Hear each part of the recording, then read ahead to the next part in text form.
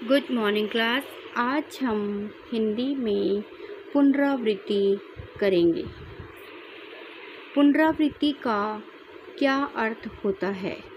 पुनरावृत्ति को इंग्लिश में रिवीजन कहा जाता है और हिंदी में हम पुनरावृत्ति कहते हैं। आज हम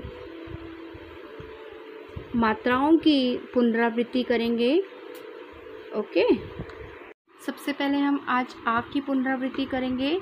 आ की पुनरावृत्ति में आज मैं आपको फिर से बताना चाहूँगी कि आ की जो मात्रा होती है वो एक सीधी रेखा होती है।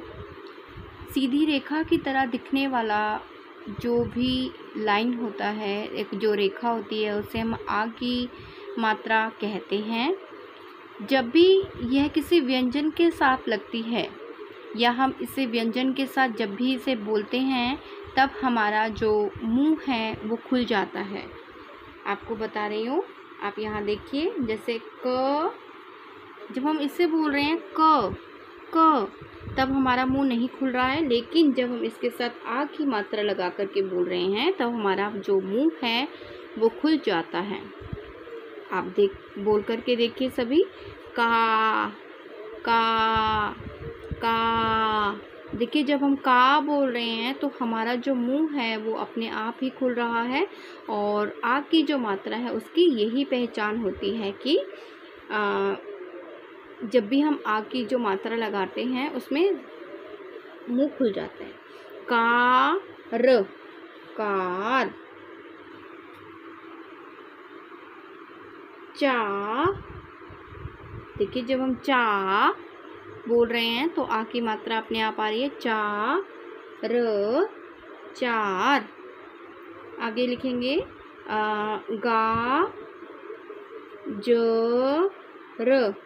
गाजर। जब भी हम कोई बड़ा शब्द बोलते हैं या बड़ा शब्द लिखते हैं तो हम उसे आधा आधा करके लिखेंगे। जैसे मैं आपको बोल रही हूँ अख, तो अ और ख की साउंड आ रही है, अख। बार, ब के साथ आर, अखबार। जब भी कोई बड़ा शब्द आपके सामने आता है तो सबसे पहले आप उसे आधा आधा करके पढ़ेंगे और उसे आधा आधा लिखने की कोशिश कीजिए, ठीक है। इसी तरह से आपको जो आ की मात्रा है वो उसकी पहचान यही होती है कि आ की मात्रा एक सीधी रेखा की तरह होती है। और दूसरा, जब भी हम आ की मात्रा को किसी भी व्यंजन के साथ मिलाकर के बोलते हैं तो हमारा जो मुंह है वो अपने आप खुल जाता है।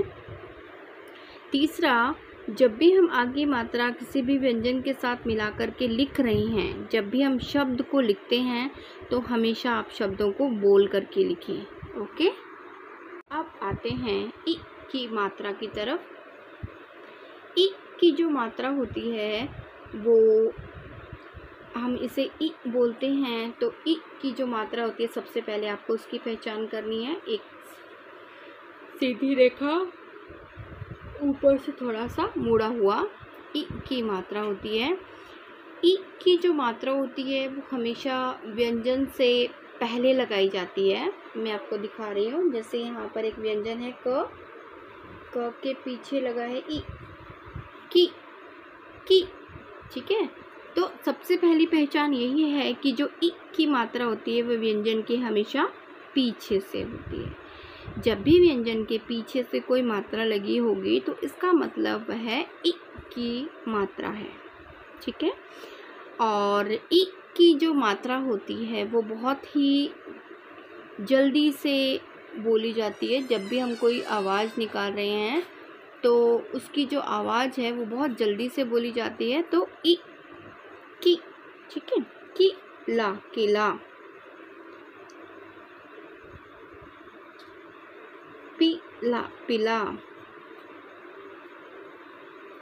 नि, देखिए यहाँ पर निशा, दिशा, ठीक है। तो यहाँ पर आप जब इसकी प्रोनाउंसिएशन कर रहे हैं तो आप देख रहे हैं जब हम इन शब्दों को बोल रहे हैं तो ये शब्द बहुत जल्दी से बोले जा रहे हैं।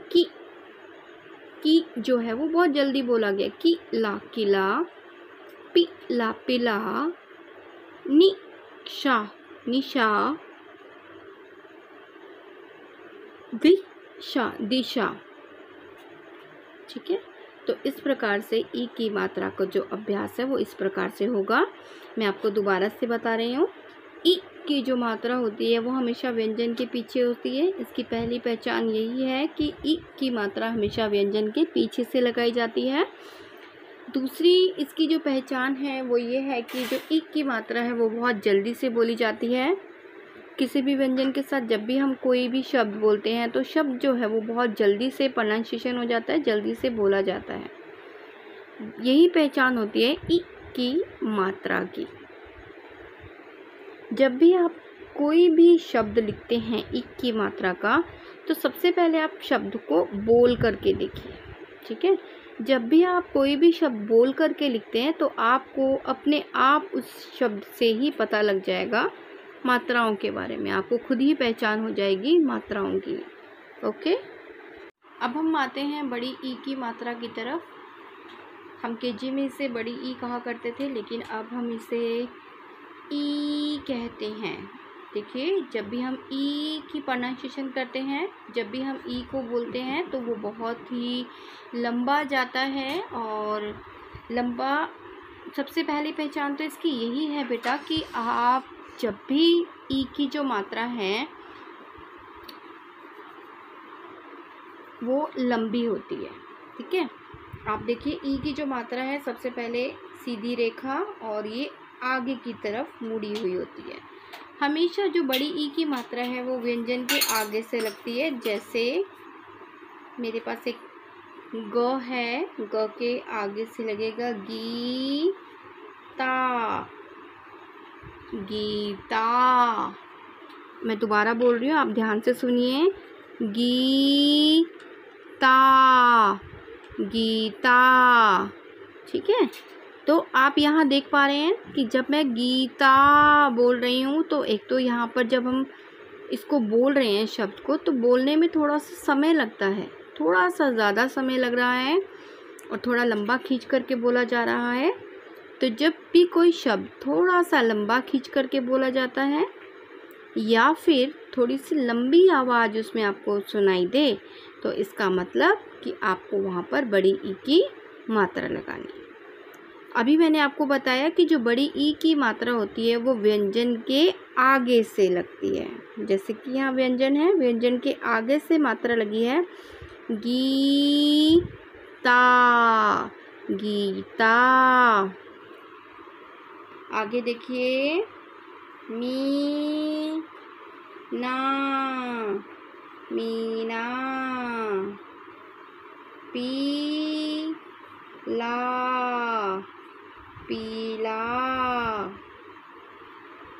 सीता, सीता। पपीता,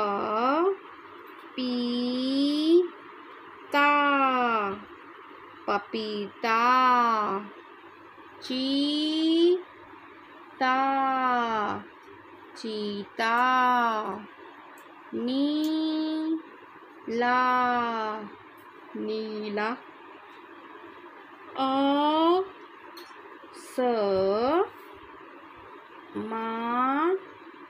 आसमानी, आसमानी, आसमानी। आगे आप देखिए, जब भी आप कोई बड़ा शब्द लिखते हैं तो सबसे पहले आप उसे हाफ ऑफ करके लिखिए, आधा आधा करके लिखिए। जैसे मैंने यहाँ लिखा आस, पहले आस लिखोगे, आस मानी, आसमानी। नाश, नाश, नाश, नाश। पाती, पाती, नाशपाती, नाशपाती। देखिए यहाँ पर मैंने पहले आधा लिखा, आधा को बोला, ठीक है, उसके बाद फिर मैंने आधा लिखा और फिर आप दोनों को एक साथ पढ़ेंगे और एक साथ उसे मिला करके लिखेंगे।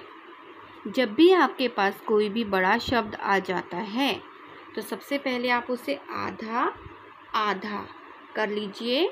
उसके बाद आप उन दोनों आधे आधे शब्द को मिला करके पढ़ने का अभ्यास कीजिए। ओके, ये है उ। उ उ सबसे पहले हमें ये पता होना चाहिए ऊ से उल्लू होता है। अब हम इसे ऊ बोलेंगे और ऊ की जो मात्रा होती है वो व्यंजन के इस तरह से, जैसे हम हिंदी में साथ लिखते हैं उसी तरह से ऊ की मात्रा होती है जो व्यंजन के नीचे से लगी होती है। आपको दिखा देती हूँ, जस्ट लुक एट हियर। क उ। कभी भी जब भी आप व्यंजन को के साथ मात्रा मिलाकर के बोलते हैं तो आप कभी भी आपको मात्रा को अलग से नहीं बोलना है, हमेशा व्यंजन के साथ मात्रा को मिला करके बोलेंगे। व्यंजन के साथ मात्रा लगा करके बोलने से शब्द को बहुत ही जल्दी से पढ़ा जा सकता है। दूसरा जो शब्द है वो हमें बहुत अच्छे से समझ में आ जाता है कि यहाँ पर कौन सा व्यंजन आना चाहिए। ठीक है, तो आप देख पा रहे हैं कुल, कुल, पुल, पुल,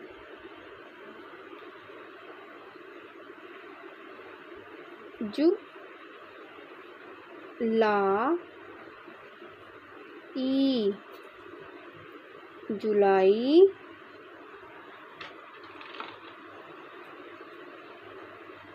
मुनी, मुनी।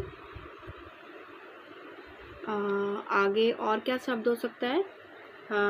उ की मात्रा से हो सकता है दुकान, दुकान। और क्या शब्द हो सकता है?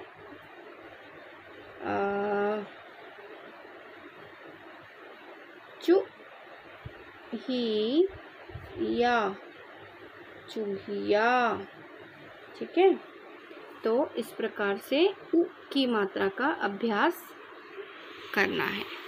बड़े ऊ की जो मात्रा होती है बेटा वो हमेशा व्यंजन के नीचे से मुड़ी हुई होती है, ऐसे। ठीक है, सबसे पहले तो आपको मात्रा की पहचान होनी चाहिए। इस तरह से इसकी मात्रा होती है, ये हमेशा व्यंजन के नीचे से लगाई जाती है और नीचे से मुड़ी हुई होती है, यही पहचान होती है ऊ की मात्रा की।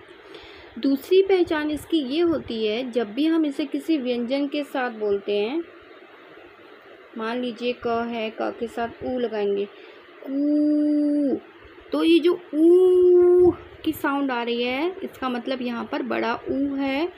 कूल, कूल, फूल। ठीक है, चूहा, चूहा, भालू, भालू। ठीक है, भालू, भालू, चालू, चालू। यही पहचान होती है बेटा बड़े ऊ की मात्रा की, कि जब भी हम किसी भी शब्द को बोल करके देखते हैं तब हमें वहाँ पर थोड़ा लंबा खींच करके शब्द बोला जाए तो इसका मतलब वहाँ पर बड़े ऊ की मात्रा की लगेगी। ठीक है, अगर आपका व्यंजन बहुत जल्दी से बोला जा रहा है और बहुत ही ऊ की मात्रा बहुत जल्दी से हो रही है तो वहाँ पर छोटा ऊ आएगा, और जहाँ पर बड़े ऊ की मात्रा यानी कि जब लंबा बोला जा रहा है तो इसका मतलब वहाँ पर बड़ा ऊ आएगा। ठीक है, अब हम आते हैं एक की मात्रा की तरफ। एक की जो मात्रा होती है वो हमेशा व्यंजन के ऊपर से एक मात्रा होती है, हमेशा याद रखिए बेटा। जो ए की मात्रा होती है वो व्यंजन के ऊपर से होती है और एक मात्रा होती है। ठीक है, जब भी एक मात्रा हो तो हमेशा आप समझ जाइए कि वो ए की मात्रा है और ए की मात्रा व्यंजन के ऊपर से लगाई जाती है। जैसे केला, केला, मेला, मेला, बेला, बेला, चमेली,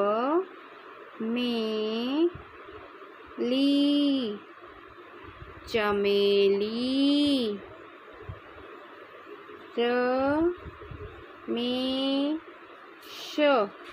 रमेश, रमेश। देखिए, जब भी हम कोई भी शब्द बोलते हैं तो आप अपने आप ही देखिए वहाँ पर एक ही साउंड अपने आप आ जाती है। जैसे मैं बोल रही हूँ के साथ एक ही साउंड आ रही है, तो इसका मतलब आपको सबसे पहले मात्रा की पहचान होनी चाहिए। उसके बाद आप अपने आप वहाँ पर एक ही मात्रा लगा लेंगे। केला, केला, मेला, मेला, बेला, बेला, चमेली, चमेली, रमेश, रमेश। ठीक है, अब हम आते हैं ऐ की मात्रा की तरफ। ऐ की जो मात्रा होती है वो व्यंजन के ऊपर से होती है और हमेशा ये दो मात्राएं होती हैं। जब भी आपको किसी भी व्यंजन के ऊपर दो मात्राएं दिखाई दें तो वो होती है ऐ, ऐ, ऐ। ठीक है, तो ये ऐ की मात्रा है और ये व्यंजन के ऊपर से होती है। महीना, महीना, सैनिक, सैनिक, मैदान, मैदान, जैसा,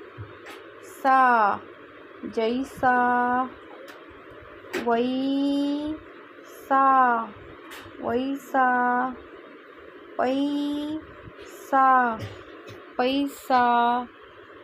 तो इस प्रकार से आपने ऐ की मात्रा का अभ्यास करना है।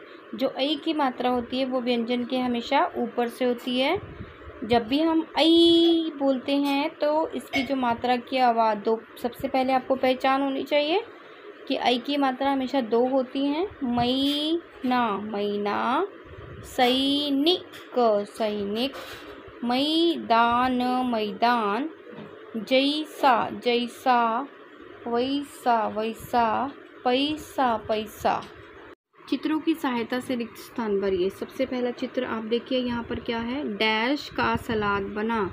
तो यहाँ पर टमाटर, टमाटर, टमाटर का सलाद बना। दीदी ने डैश जलाया।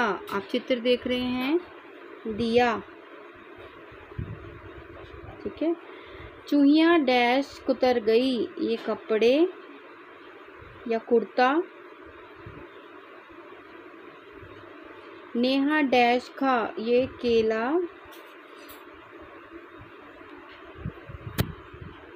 आकाश डैश लाया। चित्र पहचानना है। चित्र आपको किस चीज़ का दिखाई दे रहा है? चित्र दिखाई दे रहा है आपको छाता। ठीक है, आकाश छाता लाया। अगला प्रश्न है, सही शब्द पर गोला बनाइए। आप देख रहे हैं, आपको मैंने अभी पहचान कराई। मिठाई ये गलत है, मिठाई ये बिल्कुल सही है, तो आपको इसको सर्कल करना है। बिटिया, बिटिया, बटिया, बटिया, बिटिया, बिटिया। देखिए, बिटिया बिल्कुल सही है। अगला है दीपक, दीपक, दीपक, दीपक, दीपक, दीपक। तो आपका कौन सा है? ये वाला सही है। कबूतर, कबूतर, कबूतर। तो कबू बा के साथ ऊ की साउंड आ रही है, तो इसका मतलब ये वाला बिल्कुल सही है। अगला प्रश्न, आ की मात्रा के 4 शब्द लिखेंगे। कोई भी 4 आप शब्द लिख सकते हैं। मैं यहाँ पर लिखती हूँ कार, माला, काला और छाता। अगला प्रश्न है, ई की मात्रा के 4 शब्द लिखिए। अब यहाँ पर ई आप देखिए, सबसे पहले आपको मैंने भी बताया था कि ई की जो मात्रा होती है वो कैसी होती है? पीछे से होती है। खिला, किला, पीला, पीला,